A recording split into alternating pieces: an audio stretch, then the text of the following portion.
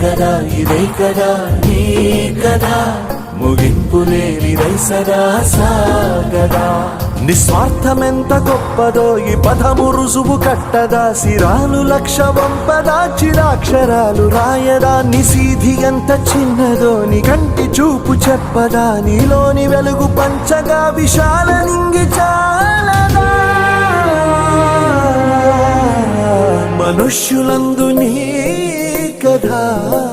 మహర్షిలాగా సాగదా మనుష్యులందు నీ కథ మహర్షిలాగా సాగదా